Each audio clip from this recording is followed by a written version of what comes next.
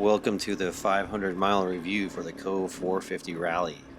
So what I want to cover in this video are my general impressions, briefly a little bit of background so that you know where I'm coming from, and I'm going to talk about pros, cons, and neutral points on the bike, a little bit about the future plans I have for the bike and for this channel. Alright, so right off the bat, my general impressions of the bike are that it's absolutely not junk.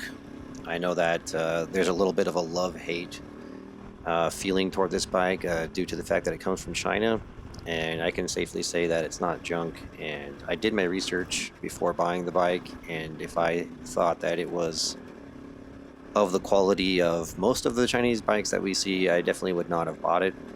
But I felt very confident that this product is quite beyond the majority of the products that we see coming from China.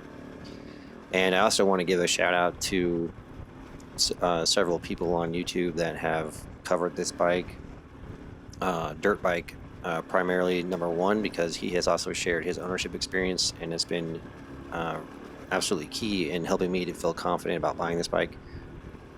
And also Everride for introducing this bike and really showing what it can do. Okay, so a very brief background about myself. I am a dual sport rider. I've always been a dual sport rider. My first bike was a DR650. I've had a DRZ 400, a KLX 300, and the KLX 300 is the most recent bike that I've had, so that's kind of where I'm coming from, leading up to getting the Kove 450.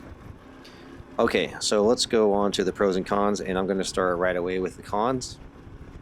For me, the biggest con so far has been a jerky throttle response, kind of surging, really snappy throttle. And I have not really had a problem with that on any bike that I've had before. So for me, it was a bit jarring. And I have to say that I really like to have smooth power, all the way down low from the low speed from first gear, second gear. So that for me has taken a while to get used to. It did seem to improve a little bit after some more engine break-in, maybe after 200, 300 miles.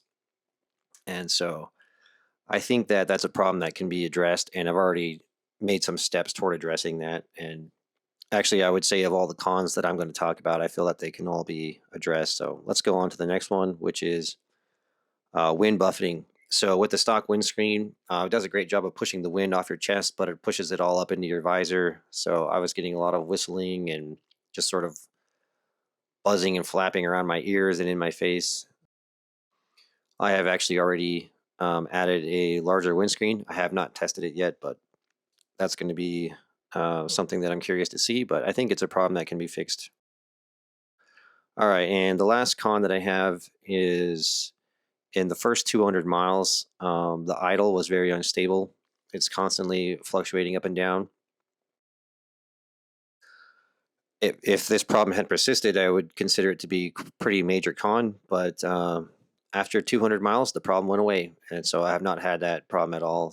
Even though I would consider it a con, I think it's something that will probably correct itself as you break in the engine, which it certainly did on mine. Problem solved there. Okay, now onto the neutral points. There's been a lot of talk about the fuel venting with this bike. Tanks are kind of prone to expanding, and in the stock form, the bike maybe doesn't vent as well as it could. And of course, the bike has very large tanks, so it is something to consider.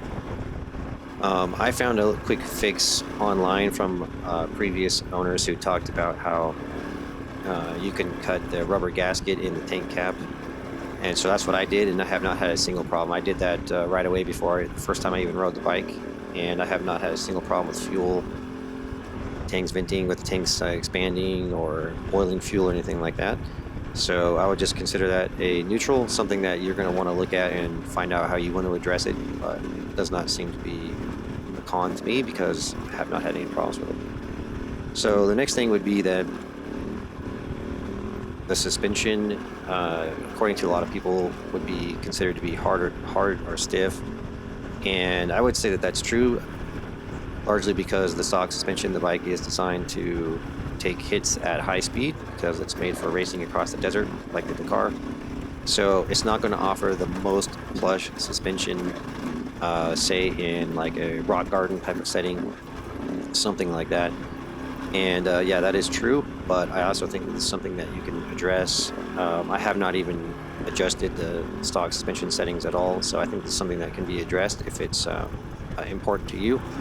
But the suspension overall actually is very good, and that's going to be one of my pros. But okay, let's go on to the next neutral point, which is that I believe the bike to be quite bulky due to the large fuel tanks, but that does not mean that it is top heavy or it feels like a pig off-road. Bike is actually incredibly well balanced. It's very manageable center of gravity. But I think this is just going to be something that some people are not going to want to have a bulky bike. They're going to feel like they need something slimmer. And so that's just something that you have to get used to. For me, it's not a problem at all.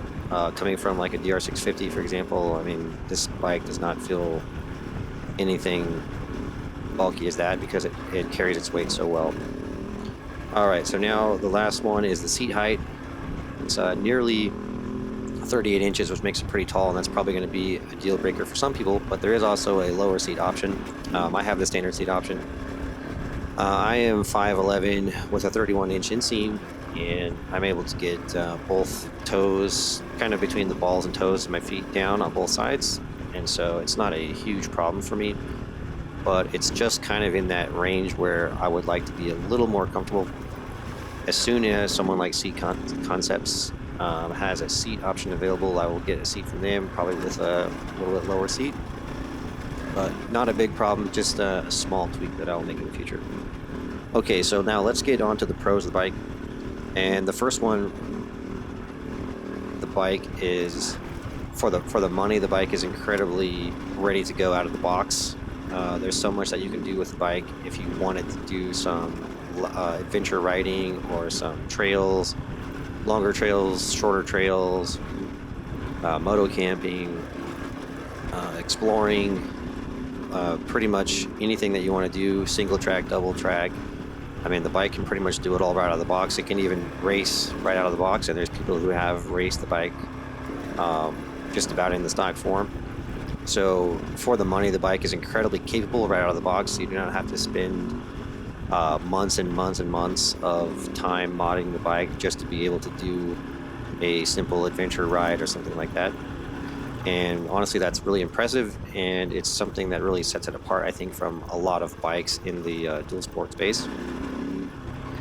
So the next thing is the handling. I think the handling on the bike is really impressive.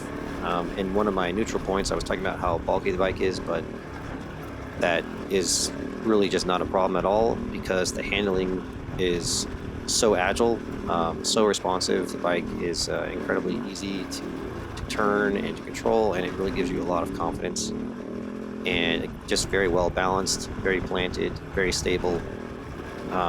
For me, for the bikes that I've owned, this is easily the most confidence inspiring and stable bike, and really as you go faster, the bike just feels better and better. So it's a bike that's really going to help you to push your limits and to improve your skills. And the next pro is going to be the suspension, which I think the suspension is very, very good in its stock form. Especially the rear of the bike is very stable. I've had no problems hitting loops at between 40 to 45 miles per hour. The bike just soaks up everything, and I'm sure I've not even come close to bottoming it out. There's so much travel, and the suspension just gives me so much confidence compared to any bike that I've owned before. If you're coming from a racing background, you may have had better suspension than this one, but for me, this suspension blows away anything that I have tried. So you're not going to need to drop $2,000 right away when you buy this bike fixing suspension issues. And again, that's another thing that for me sets it apart from a lot of bikes in the dual sport space. And another one is the fuel. The fuel capacity is very impressive in the stock form. It can hold roughly 8 gallons of gas.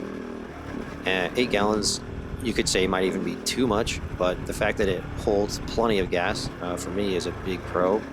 It's really just a lot of peace of mind that you are going to have whatever gas you need to go wherever you need to go. And with this much fuel, you can pretty much do anything you want.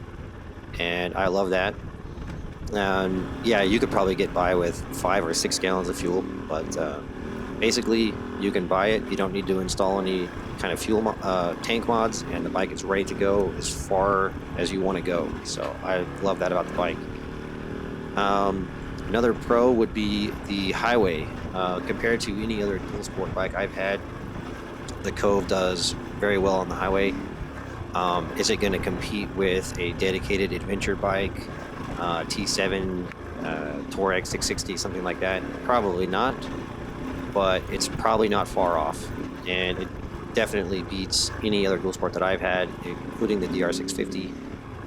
The bike has plenty of power. You can pass at 85 miles per hour, no problem, and it can cruise on the highway around 75 to 80 all day long.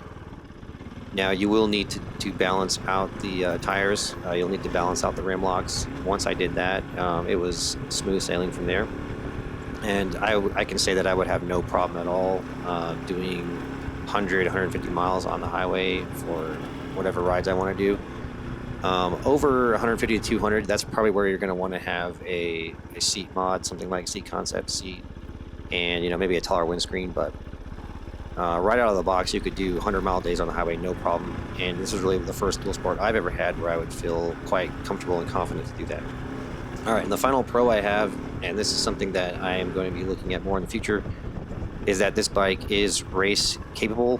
Now, it's up to you on how much modding or something you would need to do before you would consider racing this bike, but the fact that it is race capable and is really not far off from being able to run races and compete well in races, for me is a big pro. I have never done any racing, but the fact that I have the option with this bike is great. It's something that I will definitely explore in the future. All right, so that's all the pros and cons. And so for the future, I would say I really feel very excited about the bike so far. I would like to update you guys around 1,000 miles, let you know how things are going at that time. I also do plan to do a few more videos between then. I'm going to do a video talking about the mods for the bike. I'm going to do a video comparing it with my KLX 300, and also a video talking about racing. So thank you guys very much for watching, and if you have any questions at all, I'd be more than happy to answer your questions down below, and have a good one.